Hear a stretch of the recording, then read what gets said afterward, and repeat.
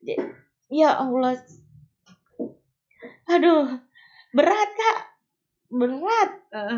Lihatnya gitu. Jadi bisa bantuin orang sembuh juga. Oh iya? Yang nggak baik.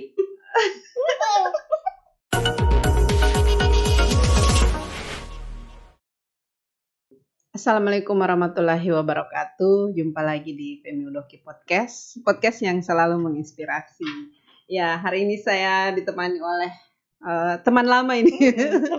Iya, teman lama dulu sama-sama teman sekerja yang sudah berkiprah di Jakarta ya. Alhamdulillah. Alhamdulillah, Mei Anggraeni. Iya, saya sudah lama lihat-lihat Mei cuman lewat Facebook. Alhamdulillah bisa ketemu. Curcol. Curcol di Facebook. Iya. Jadi lihat-lihat, oh Mei ini di Jakarta. Nah, jadi Mei ini dulu saya ingat dulu itu pernah cerita bahwa Mei itu pernah berapa hari koma ya, karena 3 hari ya, karena kecelakaan. Iya. Boleh mungkin, atau bagaimana sekarang Mei aktivitasnya, kemudian boleh ceritakan tentang apa yang menimpa Mei dulu, itu berapa tahun yang lalu. Terima kasih banyak kakakku tercinta udah ada di sini, itu satu kebanggaan buat Mei yang bukan siapa-siapa ini. Wow, siapa bilang bukan siapa-siapa. Udah ada di sini, ya Allah.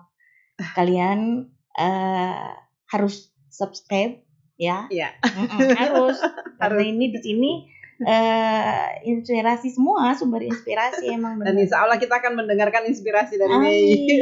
Mudah-mudahan jadi inspirasi. Alhamdulillah Kak, saya sekarang dari yang dulunya di media, kemudian ke pemerintahan. Oh iya, pernah di Bone Bolang ya? Protokoler bupati. Betul. Pernah jadi MC daerah juga.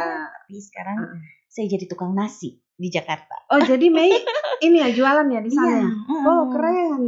Ini jualan kalau di Jakarta. Di Jakarta di mana? Di Pejaten, di Jakarta Selatan. Kenapa sampai memutuskan untuk pindah ke Jakarta? Ceritanya panjang Kak. Karena Mei ini, ya saya tahu Mei ini dulu dari Gorontalo Pos, kemudian pindah di Pemda kan. Iya. Tiba-tiba menghilang. Nanti lihat di Facebook. Terus kami bilang, PNS kamu ditinggalkan. Iya. Kamu melepas begitu saja PNS kamu ya. Kenapa bisa? Ada hal-hal yang memang tidak bisa saya ungkapkan karena itu menyangkut kepentingan orang banyak. Dan yang paling itu prinsip Pak. Jadi saya ingin lebih berkah lagi. Katanya orang kalau jualan itu berkah, apalagi jualan makanan berkah. Di situ. Bukan berarti jadi PNS itu nggak berkah. Tapi menurut saya, orang kan punya pilihan masing-masing. Dia harus hidup itu pilihan. Ada penyesalan awal-awal ketika masih menjajaki. Tapi setelah kesini saya sudah bisa lihat prospeknya sangat bagus. Ya, alhamdulillah penyesalan itu jadi sesuatu yang tidak berarti. Oh, jadi terus tentang koma itu. Cerita dulu ini kisah yang sekarang. Iya. Jadi kalau ada orang yang bilang, apalagi di Gorontalo ini ya, masih banyak orang tua yang menuntut anak-anaknya untuk harus jadi PNS. Saya kira itu prinsip yang harus diubah. Anak-anak itu mereka berlomba-lomba jadi PNS bukan karena kita, tapi karena tuntutan orang tua. Betul. Orang tua. Jadi termasuk Mei mungkin. Iya. Mama waktu di Gorontalo Pos, Mei dipaksa keluar mama karena harus mengajar dulu, jadi guru bahasa Inggris mulok di SD ya terpencil di Jawa Timur. Waktu itu tahun 2004. Nah, untuk kemudian saya ditawarin di Pemda jadi wartawan pemerintah waktu itu sebelum jadi protokoler wartawan pemerintah dulu. Alhamdulillah sama Pak Bupati Pak Hamim, saya dihargai, statusnya dialihkan ke PNS.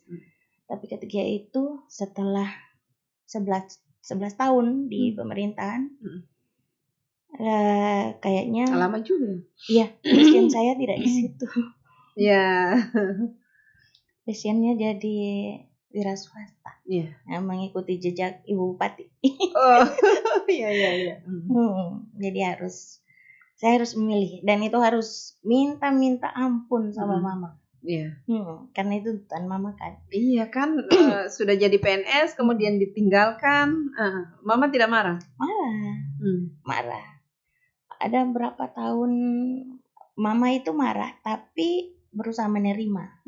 Cuman efeknya anak yang kurang ajar itu, anak yang bandel, pasti ada akibatnya. Usai saya bangkrut. Sempat bangkrut. Jadi pindah ke Jakarta itu langsung bikin usaha itu? Diam dulu. Kemudian lihat barang di Jakarta murah-murah dibandingkan. Tapi waktu dari sini memang sudah menikah? Sudah. Jadi sama-sama suami pindah ke sana. Iya. Jadi itu terus usaha menanjak bangkrut. Sampai sebegitu lama 2016 Mei baru dapat saya baru dapat restu dari mama. Lama. Dapat restu. Mama ikhlas saat itu. Nah, mungkin jadi Mei minta mama ikhlaskan. Iya, mama ikhlaskan. Itu udah lama, udah ini pilihan itu. Ya sudah, akhirnya mama bilang, "Oke, kamu bangkrut, ini mama modalin." Dari situ alhamdulillah. Jadi semarah apapun orang tua pasti dia tetap tidak mau anaknya menderita. Dari situ emang benar-benar mama, ya Allah. Tapi jualannya itu makanan apa, khas Gorontalo atau Nusantara? Tapi Gorontalo juga ada. Banyak yang itu kementerian banyak diminta. Jadi ada ini juga, ada melayani apa begitu kayak catering gitu? Iya, catering. Jual catering. Jadi memang catering, bukan jualan rumah makan begitu yang. Bukan. Yang catering. Tapi itu kan butuh ini juga ya ke kementerian. Cuman Mei kan komunikasinya dengan orang kan bagus. Alhamdulillah. Jadi kan bisa lobby lah, bisa. Tapi Kak, Mei itu yang mungkin salah satu orang yang paling tidak menerima usaha si lobby. Oh gitu. Iya. Ada yang teman di sini di Gorontalo, katanya, ada mantan pejabat yang di sini udah ke Jakarta, nanti kamu lobby aja, dia gini. Terus dalam hati bilang, ya udah biar aja, kalau rezeki kita pasti dapat, tapi kalau lobby kasihan yang lain, pintu yang lain. Gitu. Catering yang lain yang udah langganan kan mereka kan. Jadi saya cari jalan sendiri. Bukan mau sok kaya atau enggak. Bukan. Betul. Karena yang lobby nanti tidak berkah. Iya, berkahnya berkurang. Iya. Alhamdulillah banyak pelajaran di sana, Kak. Tapi kalau Mei di sini siapa yang ngurus? Ada. Suami di sana sekarang atau? Suami, anak-anak, suami ada di sana semua. Jadi Mei sendiri ke sini? Iya. Dalam rangka? Ada sesuatu yang harus dikerjakan di sini. Sekalian neng orang tua. Kangen-kangenan. Aduh. Iya, terus cerita ini tentang koma ini. Karena saya masih teringat terus. Nggak tahu kenapa sampai sekarang saya tidak lupa itu ceritanya Mei. Iya. Koma itu dulu saya itu pecandu. Wow. Lama. Dari umur berapa itu? Waktu kecelakaan itu. Iya. Kecelakaan tahun 2001. Jadi pecandu berapa tahun sebelum itu? Di kelas 2 SMA. Kelas 2 SMA? Kok bisa? Mei SMA-nya di mana? SMA 3. Oh, ya. Saya pernah undang juga ke sini. Yoyo Naholo, kayak Yoyo apa namanya itu? Ya, lupa saya. Itu katanya pengaruh lingkungan. Dia di lingkungan Di lingkungan apa ya? Lupa saya, di Texas itu. Iya. Di situ lingkungannya katanya memang ini. Jadi anak-anak dia masih SMP malah sudah jadi pecandu. Itu bagaimana bisa, Mei? Kelas 2 SMA itu waktu itu broken home gitu, papa mama kan pisah. Terus tinggal sama oma kan. Tinggal sama oma, jadi untuk pengawasannya itu agak kurang. Oma terlalu percaya cucunya Ian nakal ini. Kemudian ada teman-teman yang memang tahu lingkungannya itu tidak terlalu bagus gitu, karena banyak yang tidak sekolah, pengangguran gitu. Dia ngasih waktu itu koplo. Koplo itu yang bagaimana? Obat tablet. Tablet. Tablet. Dia kasih, kamu coba ini. Nanti kamu bisa stresnya kurang. Nanti kamu happy terus. 2 SMA. Dikasih. Coba. Tapi Mei tahu bahwa itu narkoba? Belum tahu. Kan waktu itu edukasi tentang narkoba masih ini. Yang dulu itu Mas AIDS, yang paling banyak itu diedukasi ke HIV AIDS. Ke siswa itu tentang itu AIDS. Kalau narkoba tidak. Belum segencar sekarang. Waktu itu kasih, udah coba, enak juga ini, bisa lupa gitu. Tergantung narkoba, tergantung pikiran awal kita ngapain gitu. Jadi kita dibawa ke situ. Udah, mau lagi, mau gitu, dikasih, coba. Jadi sehari berapa kali itu? Itu kalau dia koplo itu 8 jam. 8 jam masa ininya, masa aktifnya. Playnya itu 8 jam. Setelah itu maksudnya setelah 8 jam ini sakau. Jadi memang harus minta. Harus. Bakal waktu ujian itu pakai. Dan guru-guru enggak tahu. Guru-guru enggak paham. Cuma teman-teman sebagian yang udah tahu juga, pada beberapa juga pemakai pada paham. Jadi teman sekelas juga ada yang pakai? Yang sekelas ada. Yang teman-teman yang lain di sekolah juga ada. Jadi Mei tinggal di mana waktu itu? Di sama Oma di Kartini. Dulu Jalan Kartini. Yang Kartini? Di mana sih sekarang, jalan di Makro, tapi kesini. Iya, itu yang ada percetakan Kartini itu mungkin. Di sebelah sini di Makro, di jurusan Makro. Oh iya, memang di jurusan situ itu. Tempatnya. Iya. Dulu itu, apalagi tahun 2001 itu. Itu masa-masa jaya saya itu jadi pengedar. Jadi sempat, jadi bukan hanya pemakai tapi pengedar juga. Jadi setelah dikasih sama teman, itu kan dikasih lagi. Terus setelah itu kan harus mencari nih. Iya. Akhirnya mau tidak mau jadi pengedar. Iya, udah pada tahu kan temannya di mana, pintunya di mana, siapa yang ini, siapa itu. Gitu. Terus itu kalau waktu belum jadi pengedar, itu si pengedar nih pasien gitu. Gitu itu katain pasien. Iya. Ya Terus Allah, lucu. Bener. Oma enggak tahu. Ada yang tahu. Iya, itu katanya kalau misalnya orang yang kurang perhatian, itu pasti larinya ke situ. Tapi bukan pasti sih, itu pilihan Kak sebenarnya. Dan lingkungan. Iya, karena dia didukung oleh lingkungan juga kan. Orang tua harus cerewet, harus benar-benar ngawasin. Saya gara-gara itu adik Mei yang cewek kena. Bagaimana perasaan mama kan? Jadi Mei yang ngajak? Bukan, dia kan sering lihat. Terus barang-barang Mei itu cecer, saking banyaknya kan pengedar kan, saking banyaknya. Terus sudah tinggi, jadi kececer mana-mana. Dia mungutin, dicobain. Sampai dia jadi junkie juga, pecandu. Anak Mei 2. Jadi saya ini tidak salah ngundang. KPMI tidak salah ngundang Mei ke sini karena tadinya cuma mau cerita tentang koma. Ternyata ada sesuatu yang memang justru lebih terus di narkoba itu emang benar-benar. Anak Mei 2 yang cowok kena juga. Anaknya Mei? Iya. Berarti Mei sampai punya anak masih? Tidak. Mungkin salah satu pemakai yang bisa, yang agak cerdas memilih kapan timer bisa itu timingnya kapan.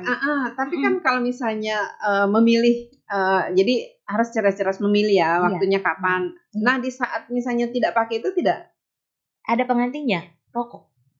Oh iya, saya ingat dulu Mei perokok. Nanti rokok. Setelah selesai SMA, dinikahkan sama mama. Dengan harapan Mei akan berubah. Oh, berarti mama sudah tahu ini, mama sudah tahu. Waktu itu Mei sempat OD, tapi tidak terlalu itu. Tidak sampai kritis. Gitu. Nah, ketahuan di situ, dinikahkan. Lulus bulan Juni dinikahkan bulan Oktober. Oke. Berubah Kak. Berubah. Karena ada suami yang ini. Berubah. Tapi suami tahu kalau Mei itu. Tahu. Tapi mimpi indah di pernikahan itu hancur lagi. Ada banyak duka di situ di pernikahan. Ada banyak sekali duka. Sampai kemudian di pikiran ini bilang, gila, udah sabar banget nih, udah berubah, udah ini, anak udah 2 juga, aku kayak gini-gini aja, udah balik lagi, balik, aduh, baliknya itu Kak lebih parah lagi, lebih mungkin, parah, 9 kali lebih parah. Yang waktu di Gorontalo Pos itu sudah itu pakai kita nggak tahu ya. Pakai. Yang tahu Ai. Oh iya Ai. Dia tahu. Itu pakai. Makanya pemakai itu pelupa. Terus ceroboh. Waktu itu ada proyek yang harus, tapi karena kita itu pemakai, ketika dia udah habis masa berlaku, ngantuk. Ketiduran, proyek terbengkalai. Besoknya kena omel, nggak ada yang jalan. Itu kekurangan. Memang ininya ya, efek dari di situ.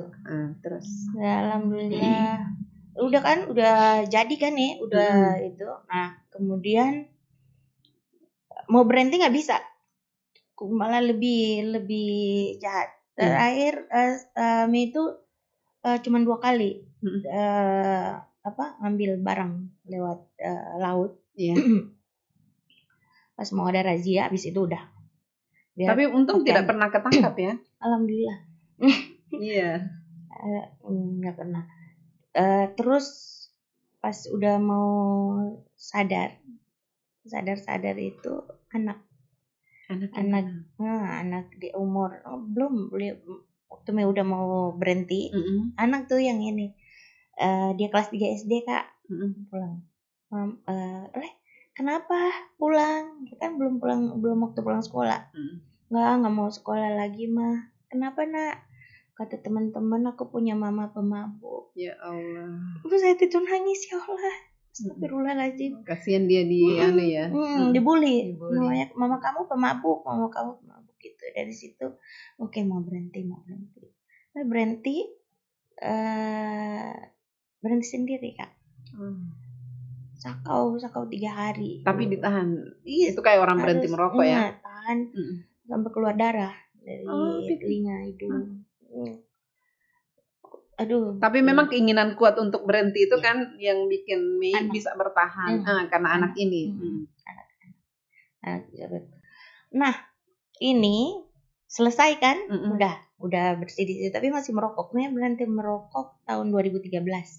Masih baru 2013. Setelah itu adik perempuan. Kena dia. Ya minta direhab dari BNN kabupaten. Oh, jadi dia ketangkap? Atau dia sendiri yang minta? Kita yang ngatur, bukan dibohongin dia. Katanya mau tinggal di hotel bagus, itu ada kolam renang segala macam, mau mama yang antar. 2013 memang duka. 8 bulan dia di rehab di Badoka. Itu gratis Kak. Beneran iya. Jadi memang ketika ada yang begitu, kalau orang memang sadar ya, ketika ada yang begitu di lingkungan itu, ya sebaiknya begitu ya, hubungi BNN untuk direhab daripada nanti. Tapi kadang-kadang orang tua dia mau jaga nama baik, di keep gitu. Padahal sebenarnya itu kasihan. Padahal untuk keselamatan dia kan. Terus anak yang pertama, dia lem. Nah, sekarang Habon itu. Lem. Alhamdulillah. Dia tuh pakai terapi Mei waktu itu. Ajak sholat, ngaji, ajak. Itu kalau yang tidak mau direhab, pokoknya ajak sholat. Nggak mungkin kan orang lagi mabuk sholat. Ketahuan di situ. Di situ. Akhirnya dia bisa lepas. Nah, anak yang kedua ini parah.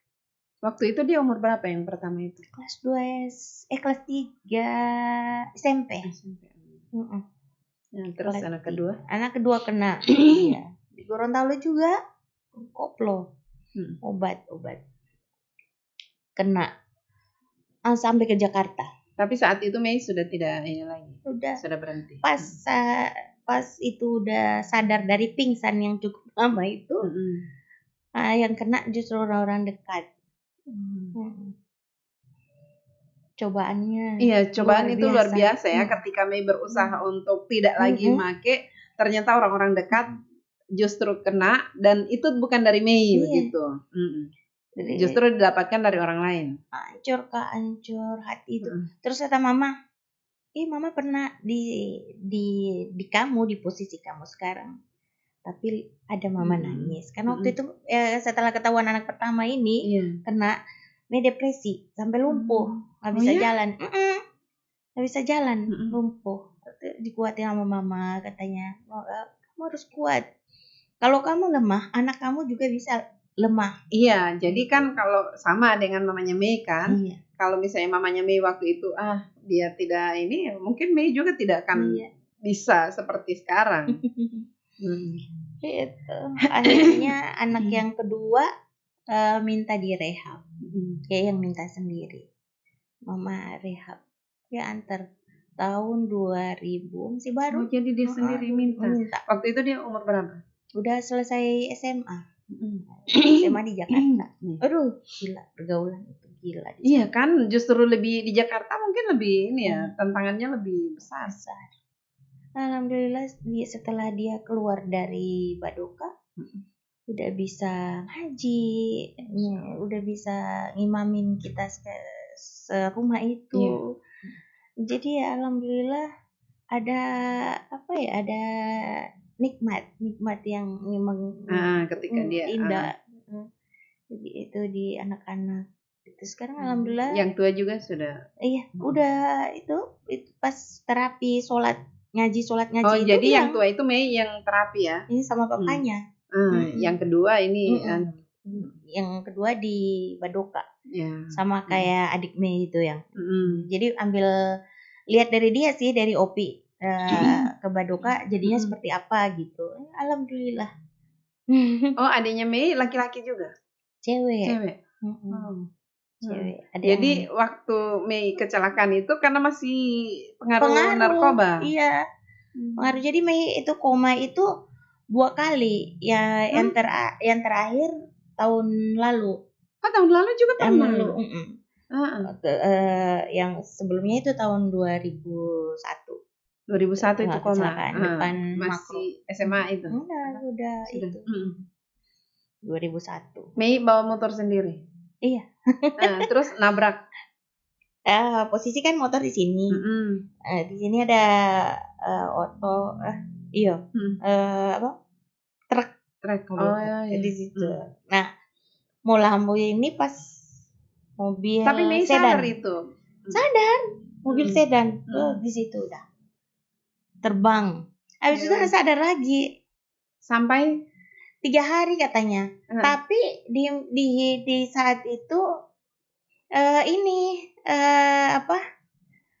kayak lagi jalan-jalan. Selama masa koma itu yang Mei rasakan lagi jalan-jalan jalan-jalan kemana? kayak di hutan gitu. Kayak di film-film ya. Kayak di hutan. Seketika dia berubah jadi di gelap, terus ada jalan yang panjang lurus, bintang-bintang banyak, terus ada papa di depan. Ada papa. Papanya Mei sudah meninggal waktu itu. Jadi papa itu wartawan dulu, Pak Ahmad Abdul. Saudaranya waktu itu Papa Ganesha namanya. Saudaranya Sumantro Mampu. Oh, iya. Itu ada papa. Terus yang di pagi-pagi kan, udah mau jalan ditarik mama. Di mimpi ini itu kayak di film ya. Iya. Jadi orang kalau mengalami koma, kemudian ada dia ketemu orang meninggal, terus dipanggil gitu. Sama dengan yang koma kedua ini yang tahun lalu. Koma kedua kenapa? Mei kan sakit, baru habis operasi. Tapi waktu itu belum ketahuan sakitnya apa gitu. Jadi lemas. Tapi kan dioperasi? Barusan. Barusan. Waktu itu sakit belum tahu kalau sakitnya apa. Sakit apa? Gitu. Terus papa juga itu berapa hari komanya? Udah sampai berhari-hari, cuman ada sekitar 20 menit. 20-30 menit lah gitu. Itu beda ya mati suri dengan koma? Kurang tahu. Tapi setelah itu 2001 Mei udah bisa melihat hal-hal yang gaib, udah bisa. Sejak kejadian itu bangun itu mata ini jadi terang orang bilang. Jadi apa terus bisa mimpi apa gitu, terus bisa ketahuan dia mau ada jadi bencana, bisa melihat, bisa memprediksi apa yang akan terjadi. Bisa. Ya Allah. Aduh, berat Kak, lihatnya jadi bisa bantuin orang sembuh juga. Oh iya, yang baik. Lucu. Sejak kejadian itu 2001 itu. Sejak kejadian itu. Iya, itu kan selama Mei koma ya, itu di ICU atau waktu itu? Enggak sampai di rumah. Waktu Mei koma 2001 itu. 2001 setelah kecelakaan kan? Dibawa ke rumah sakit. Habis itu dibalikin ke rumah. Kenapa? Mama yang minta. Tapi kan waktu itu luka-luka memang ada, masih ada bekasnya. Luka. Masih ada bekasnya. Ya, ajak di rumah. Iya. Nah, jadi mama ajak ke rumah, itu dalam keadaan koma itu diajak pulang ke rumah. Kan udah bangun-bangun. Di UGD kan nggak bangun. Waktu itu belum ada pada tahun itu masih 2001 berarti rumah sakit Alwi Sabu masih di sini di mall. Masih terus itu masih minim kan peralatan. Iya dulu itu. Jadi kan Mei itu sejak kecelakaan itu kan langsung pingsan. Itu koma sampai 3 hari itu atau masih enggak, langsung kan udah nggak sadar kan? Iya kan terbang mental kan. Diajak langsung dilain ke rumah sakit. Iya. Nggak bangun, kata kan orang dulu kan katanya nggak bangun itu ketemu setan. Gitu. Jadi diobati. Jadi orang bilang disembunyikan setan apa? Daripada mau dibedah otaknya atau apa gitu, mending di rumah aja gitu. Sambil terus katanya sih ada perawat yang datang. Gitu. Berarti di rumah sakit itu cuman penanganan untuk luka saja begitu? Iya. Setelah itu langsung dibawa pulang? Dalam keadaan koma itu? Katanya lagi tidur. Nggak sadar, tidur pingsan. Gitu. Selama 3 hari. Jadi perawatan di rumah selama 3 hari apa? Waktu itu kan mereka tidur. Kata mama biasa aja kalau pas mau pipis itu biasa kayak orang lagi koma, pipis digantiin. Jadi tetap pipis. Iya, cuman makan yang tidak kan? Diinfus waktu itu. Diinfus. Iya. Berarti selama koma itu memang Mimpi. Iya. Mimpi pas sadar itu. Mestinya dengan koma itu, dengan kecelakaan itu, Mei sadar itu. Maksudnya setelah itu ya, Mei sadar bahwa masih diberikan umur yang panjang. Iya. Harusnya tidak lagi make. Tapi masih tetap. Masih bandel. Masih. Ada banyak sekali cobaan Kak yang memang Allah kasih sesuai dengan jadi memang dosisnya. Mei ini sudah ditempa sedemikian rupa untuk menuju. Sampai Papa meninggal itu kan Mei itu sempat sumpah di telinga Papa. Papa Mei sumpah gak akan maki lagi. Apaan? Besoknya nyari sakau. Itu saking kurang ajarnya pemakai itu kayak gitu. Gak ada satupun pemakai yang omongannya bisa dipercaya. Sorry, but it's true. Iya benar Kak. Iya, bayangkan sudah berjanji di almarhum ya. Ini masih juga dipungkiri. Padahal mungkin Papa sudah senang ya. Kurang ajar banget dulu itu. Tapi sadar waktu janji ke orang tua itu sadar itu. Sadar. Tapi besoknya pokoknya segala janji atau sumpah apapun itu kalah sama sakau. Tapi memang ketika Mei sadar sendiri, apapun itu tidak akan bisa mengalahkan ya. Alhamdulillah. Iya. Terus yang koma kedua? Itu koma kedua itu singkat, cuman 20 menit. Ya, 20-30 menit. Iya. Bukan pingsan sih, itu kalau pingsan. Iya, pingsan enggak selama itu. Paling lama juga 10 menit. Itu emang benar-benar lagi duduk. Lagi duduk Kak, langsung suruh. Iya. Dengar sadar. Dengar orang sadar otak itu berjalan. Orang lagi apa juga kita tahu, tapi kayak lagi ada yang ngindi. Kayak ini ya, apa bisa namanya? Gigau atau apa tidak? Ketindisan. Padahal selama 30 menit. 30 menit. 30 menit. Lama itu. Anak-anak udah pada nangis. Anak-anak pada nangis. Dikira sudah meninggal. Tapi kan ketahuan kalau meninggal. Di perut, nafasnya nggak ada di perut. Waktu itu merasa nafas itu hanya di sini aja. Jadi nafasnya nggak ikut hidung, ikut mulut. Saat itu perasaan saat itu. Jadi lewat dia nafas lewat mulut. Terus cuma sampai di sini. Sampai di sini nggak, makanya. Pantesan enggak. Makanya anak-anak nyentuh perut nggak ada nafasnya gitu. Mei anak-anaknya berapa sekarang? 2 yang cowok itu. Cowok dua-duanya. Masya Allah. Itu perjalanan hidup ya Allah. Iya, saya pikir itu Mei sadar itu setelah koma itu ya. Setelah itu tidak pakai, berarti masih terus. Masih terus. Itu bagaimana sampai Mei sadar dari koma? Yang mana? Yang di sebelumnya, koma pertama. Yang pertama. Yang 3 hari. Cipratan air mama. Katanya tiap hari digituin. Tiap hari air doa katanya. Doa. Jadi kaget waktu hari ketiga itu. Yang aneh Kak, nih sama sekali nggak ada lemas. Iya kan, tidak pernah makan kan? Jadi waktu bangun itu dari koma biasa kayak orang lagi bangun itu tidur. Apa ya pengaruh?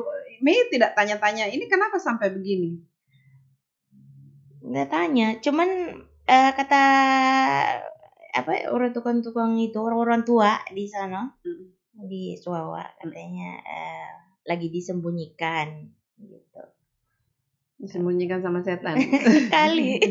Terus Mei ya tadi Mei bilang matanya jadi terang, bisa melihat hal-hal yang gaib. Itu sejak kejadian itu. Iya. Pertama melihat kaget, takut. Apa yang dilihat? Macam-macam model makhluk-makhluk yang kasar. Iya, katanya kan begitu, sama dengan misalnya ada gedung yang ada penunggunya begitu. Itu bisa lihat. Bisa. Kayak di Jakarta nih, jalan malam kan, ketahuan. Ada yang jaga ini. Ada yang jaga ini. Kayak siapa ya? Sarah. Siapa yang gitu? Iya. Aduh lupa. Iya. Gitu. Terus ada yang datang. Nih saya ini gatal-gatal gitu. Kayak kemarin baru 2 hari yang lalu tante. Iya. Saya gatal-gatal ini. Dari bibir ini langsung nyerocos aja. Tante ketemu sama orang terus dipegang di sini ya. Habis itu dirangkul di pantat. Jadi yang gatal-gatal ini sama ini. Iya. Kok kamu tahu gitu? Tahu iya. Nggak tahu. Pokoknya dari itu. Bahkan di Jakarta itu Kak, sering hampir tiap hari dapat telepon. Ada telepon, tolongin ini dong, ini. Oh kamu gini, harus minum air ini. Coba ambil air putih, kamu bacain ayat kursi 3 kali, 1 napas saja gitu. Terus kamu minum. Udah berapa? Tapi Mei tidak belajar tentang itu. Boro-boro. Berat ya. Abis kita bantuin orang, kita yang lemas. Oh gitu. Lemas. Udah sampai sakit. Iya. Makanya waktu kemarin sakit agak parah, ada Pak suami bilang, udah deh, kamu stop aja ya, bantuin orang ya. Nanti kamu ini mati gara-gara itu bantuin orang, kamu yang siksa. Belum bantuin orang, nggak apa-apa. Ya Allah Kak, malah saya minta tolong di ruqyah, 2 kali ruqyah. Terus kata saya sama Pak Ustadz, Pak, ada nggak yang bisa ngeluarin pemberian ini gitu, biar saya bisa bebas, biar nggak terbebani gitu. Waktu banjir Jakarta itu saya udah prediksi ini mau banjir nih, di sini banjir gitu. Kayak Mbak Yu. Tapi itu Kak, jangan-jangan nanti kalau artis-artis tahu nanti itu ini langsung yang paling bahaya, ada yang dari dalam itu jujur banget. Kamu kena ini, ada yang ini kamu, ada yang iri namanya. Saya nggak pernah sebut nama, cuma ciri-cirinya. Dia suka pakai daster gitu. Pas lagi bikin itu ke kamu, dia pakai daster warna ini, rambutnya segini, modelnya kayak gini. Jadi udah pada ternyata dia gitu. Padahal Mei nggak pernah ketemu orangnya. Gitu. Ada yang datang lagi, ini badan saya gatal di sini. Kamu beli celana baru warna krem, terus kamu jemur di pagar. Nah itu diulas ini sampai celananya itu diulas gitu aja. Ya Allah, kok gitu? Iya, orang kalau jadi memang benar dia beli celana baru. Kok kamu tahu? Kan nggak pernah kasih tahu kata dia. Gitu, nggak tahu. Yang dari dalam yang bilang. Nah, waktu ruqyah itu apa kata Ustadz? Ternyata ruqyah itu nggak seperti yang di televisi. Iya. Itu entertain. Yang di televisi. Yang pada loncat-loncat apa sih namanya? Iya. Gitu. Kan katanya kalau habis ruqyah sudah. Kalau pas lagi di ruqyah mual ada. Mual atau muntah iya. Oh, berarti ada itu. Iya. Jadi kalau waktu Mei itu mual. Berarti memang untuk mengeluarkan itu bagaimana? Pertama itu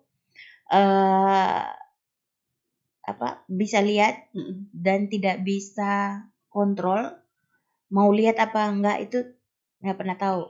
Setelah ngobatin 1 orang, terus disampaikan ke orang pintar di Suawa, dia samperin, katanya kamu bagus, cuman agak-agak lancang mulutnya gitu, bisa bayang kamu.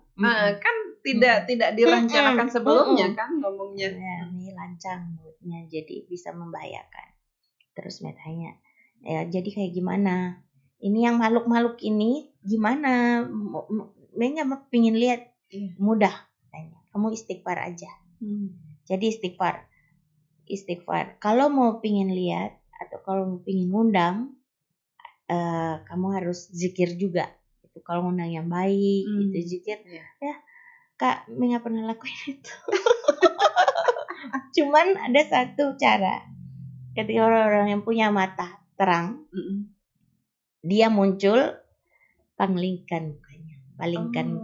Udah, itu aja. Balik lagi, habis. gitu. Jangan takut. Iya. Ditegur aja. Tegur. Ngapain di sini gitu. Tempat kita udah beda. Jadi gitu. menghilang dia nanti kalau gitu. Iya. Kalau takut digangguin terus. Ya Allah. Itu akibat kenapa juga pada mati suri. Matanya jadi terang.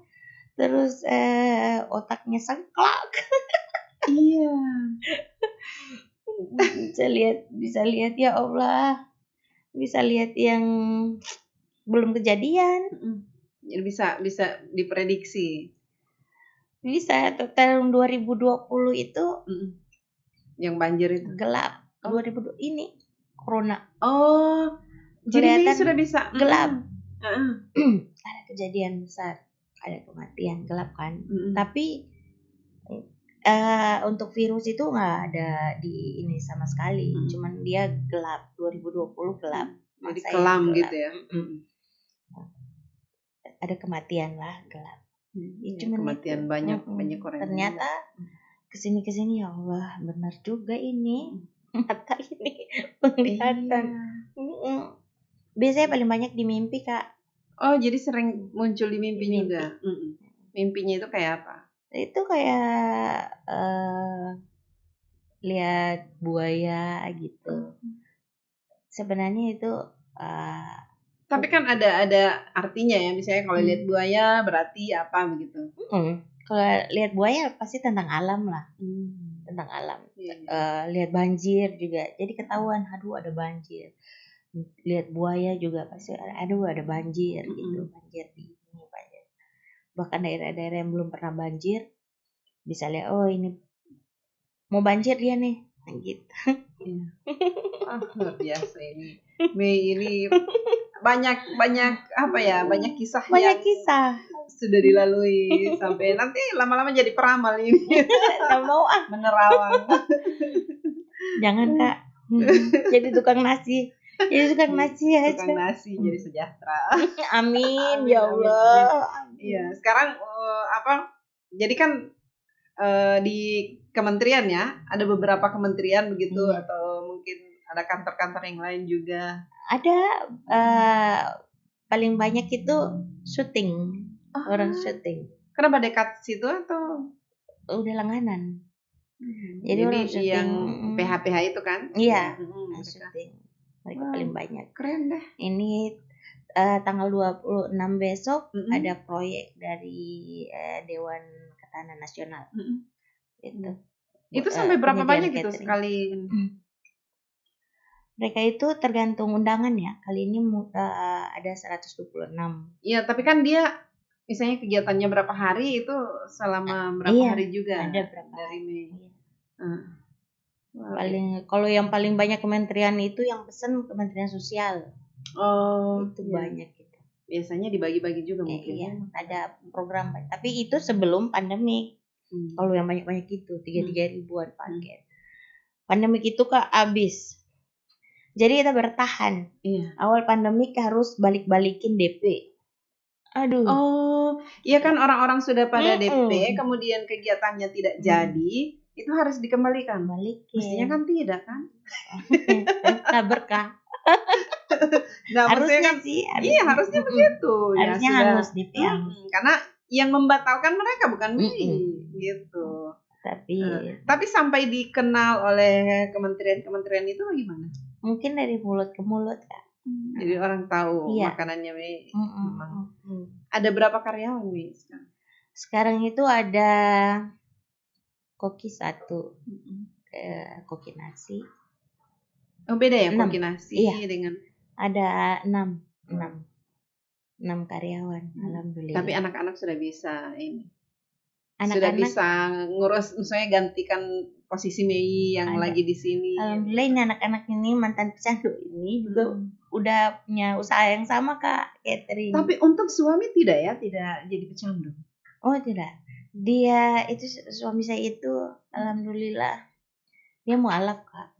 Masih suami yang dulu atau yang sekarang? Oh berarti jadi yang pertama itu sudah pisah begitu? Udah pisah. Yang bikin Mei kambuh lagi. Menikah yang kedua sudah tidak pakai lagi? Atau masih tapi? Enggak. Iya. Mualaf. Iya. Kak, ada satu kisah Mei waktu jadi pemakai itu. Dan mungkin agak memalukan, tapi harus diungkapin karena memang buat pelajaran bagi orang-orang di luar sana bahwa coba-coba narkoba itu sesuatu hal yang membuat langkah kita satu di neraka, satu di akhirat, satu di dunia. Pecandu ketika dia sakau, kalau masih ada duit, oke, beli. Tapi kalau tidak ada duit, mencuri, jual diri, gitu. Mencuri, pokoknya banyak. Ya. Yang pasti harus terpenuhi. Harus. Karena jadi apapun akan dilakukan.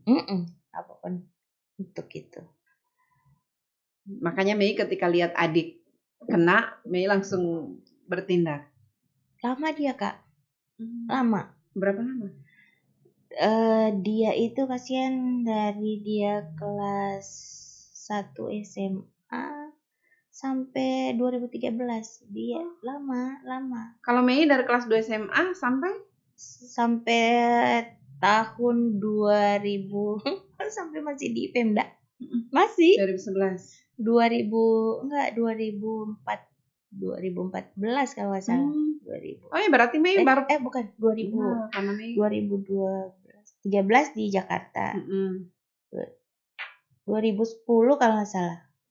Iya, 2011. 2011. Maka sempat nyabu sama. Sempat nyabu sama pejabat. Kan tidak disebut. Iya. Tidak disebut siapa. Oh gitu. Iya. Jadi banyak juga ya pejabat-pejabat. Banyak lah. Wow. Mungkin karena mantan pecandu, jadi dari BNN Kabupaten ngasih tugas jadi penyuluh. Oh betul, kayak itu Yoyo juga begitu karena dia mantan pecandu. Jadi apa namanya ya? Bukan penyuluh, penyuluh. Penyuluh. Jadi memang kalau ada betul. Bagusan juga program itu bagus, Kak. Mantan pecandu itu dirangkul. Ya, dirangkul, kemudian mereka yang akan membagikan kisah ini, berbagi kisah dengan orang lain, bahwa ini loh, saya sudah pernah merasakan dan tidak ada satupun enaknya. Iya, enak sesaat mungkin ya. Apaan enak? Menghayal aja. Jadi kosong, pikiran kosong kalau lagi. Gini, ini saya minum nih. Minum. Kalau lagi ngobrol gini, 8 jam itu ngobrol, dirocos aja. Gitu. Kalau kita pas minum, pikirannya mulai indah-indah. Oke, caranya gimana? Rebahan, terus bayangkan indah-indah. Kayak orang gila banget. Itu nggak ada untungnya sama sekali. Gitu. Tapi katanya kalau itu bisa kayak awet muda begitu, kelihatan ceria. Justru pecandu itu bikin kulit kering. Karena mungkin jarang minum atau apa. Terus pelupa. Jadi ada organ-organ. Ada efek samping, emang ada efek samping. Ada yang makin sampai saraf-saraf yang bahkan sampai lumpuh. Ada beberapa teman dia karena dia udah mungkin dosisnya udah tinggi, lumpuh.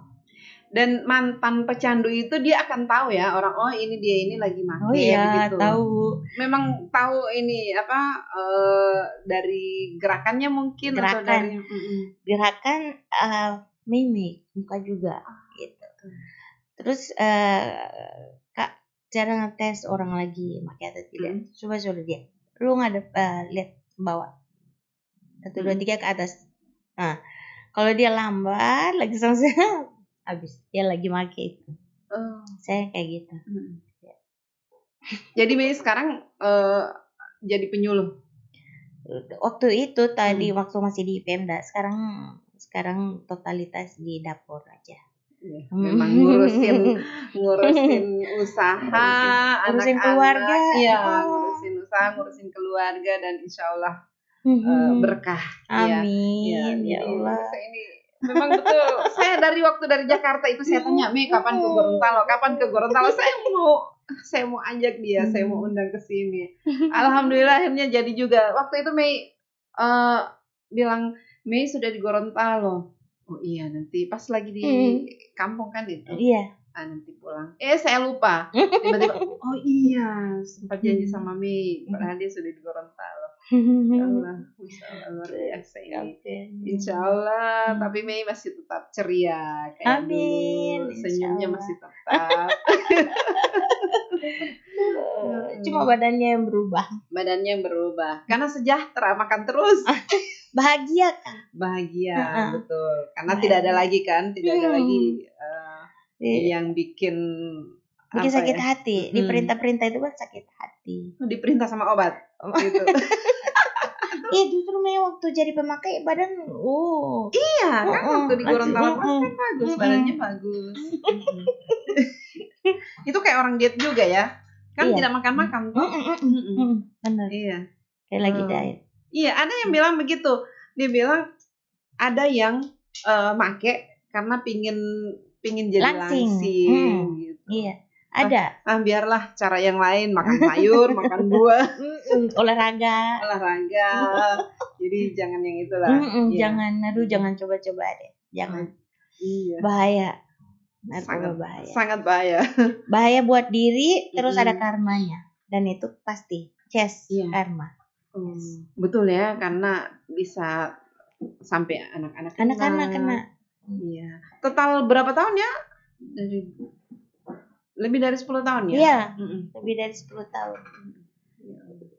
Jadi kalau ada masalah, jangan ke teman, lebih baik ke Tuhan. Betul. Teman itu menyesatkan. Tidak ada teman yang benar kan? Ada sih yang benar-benar. Iya. Ada yang benar-benar care. Ada yang mau hancurin. Ada yang mau hancurin. Jadi pintar-pintar pilih teman. Iya. Apalagi di Jakarta ya, lebih. Tapi enggak tahu ya apakah di Jakarta, karena menurut informasi bahwa justru di sini juga banyak. Yang apa Kak? Yang pecandu, yang sekarang banyak godaannya. Waktu di sini anak-anak banyak. Waktu terakhir Mei di BNN Kabupaten, banyak yang makan obat nyamuk udah dipakai. Ya Allah. Obat nyamuk. Kok bisa dihirup atau? Hirup. Obat nyamuk sama apa? Bukan racun. Kotoran sapi yang ada jamur-jamurnya kan itu sekarang macam-macam. Bahaya, anak-anak harus ekstra, orang tua itu harus ekstra cerewet lagi sama anak. Pendekatan agama. Ya, betul. Itu yang paling penting. Dan Mei sudah melakukan itu sekarang ya dengan anak-anak. Iya, anak-anak. Dulu Mei kerja turun subuh, pulang malam. Tapi anak-anak sudah selesai sekolah kan? Sudah nikah. Aku udah punya cucu. Cucu. Tapi tidak kelihatan masih. Berapa cucunya? 2. Masing-masing anak sudah punya anak 1. Oke deh, apa yang Mei ingin sampaikan lagi ke para orang-orang yang menonton ini? Jadi hidup itu kita tidak usah terlalu menuntut diri kita untuk bekerja lebih keras ya. Kasihan diri kita. Cuman berikan diri kita asupan bukan nutrisi saja, tetapi hal-hal yang lebih ke rohanian gitu. Jangan lupa bahwa hidup kita hanya sementara. Hidup yang panjang itu di akhirat. Jadi untuk merasakan kebahagiaan yang sesaat itu tidak ada gunanya. tidak ada gunanya sama sekali. Kasihani orang tua kita, saudara-saudara, diri kita, lebih ke diri kita. Gitu Kak. Cintai diri kita aja udah. Iya, karena dengan kita mencintai diri kita maka kita akan menjaga dari semuanya. Menjaga, kasihan. Iya, karena kalau kita tidak cinta, ya maksudnya kita tidak cinta berarti ngapain saya mau jaga misalnya makanannya atau ya hal-hal yang dari hal-hal yang tidak diinginkan. Ada anak-anak aku gara-gara orang tua nih gini, mending ini itu pelarian. Orang tua nggak salah. Kita yang harus milih. Karena Mei ini sudah mengalami dan tidak ingin ini terulang ke generasi selanjutnya. Orang tua, apalagi orang tua papa tolong perhatikan anakmu, apalagi anak perempuan, karena jangan sampai dia jauh dengan bapaknya, dia akan cari sosok bapak di luar sana. Gitu. Itu juga dengan orang tua, pokoknya tanggung jawab kita bersama lah. Gitu. Itu Kak. Insya Allah. Luar biasa ini. Terima kasih Mei. Sama-sama. Saya senang bisa ajak Mei ke sini dan jujur saya tidak tahu sama sekali latar belakangnya Mei ini sampai karena saya tertariknya cuma di koma itu. Ternyata ada sesuatu yang lebih menarik lagi yang butuh disimak oleh orang. Ya kan ada orang yang saya malu mengungkapkan ini begitu, tapi Mei justru tidak tidak mau menutupi ini, tidak menutup diri dan tidak menutupi apa yang terjadi, dan ini memang insya Allah bisa menjadi inspirasi juga buat orang lain yang sudah terlanjur kena, ya ikutilah apa yang Mei lakukan, berusaha untuk jangan malu ke direhab. Ayo itu gratis Kak, terus fasilitas lengkap. Iya, tapi ngomong-ngomong dulu waktu dengan pejabat itu berarti tahu kalau Mei itu memakai juga. Ya mana? Itu ceritanya pejabatnya gimana sampai tahu. Bisa? Tahu. Yang ngajak siapa? Dia atau Mei? Dia. Oh dia. Ngajak. Semoga tidak terjadi lagi lah. Mudah-mudahan yang kalau kasus dulu ada pejabat, semoga tidak ada lagi sekarang. Walaupun agak susah ya kalau yang namanya sudah ini, kecuali mendapatkan hidayah. Kalau Mei ini mendapatkan hidayah karena amin ya Allah. Karena apa? Ketika disuruh berhenti tidak mau, tapi dengan keinginan sendiri akhirnya mau berhenti dan mulai menekuni usaha. Insya Allah lancar usahanya, berkah, dan sekali lagi terima kasih. Sama-sama Kak, Mei bahagia ada di sini. Iya, sama-sama. Mei sudah berbagi inspirasi di sini, dan semoga video-video yang lainnya juga menginspirasi ya. Amin. Terima kasih juga buat penonton yang sudah subscribe ya. Iya, jangan lupa. Jadi Mei awal-awal sudah subscribe. Informasi juga ini Femi Udoki Podcast ini sudah ada di Spotify, jadi bisa didengarkan. Dan ya insya Allah sukses selalu untuk Mei dan keluarga, selalu bahagia. Amin. Terima kasih banyak. Ya, sama-sama.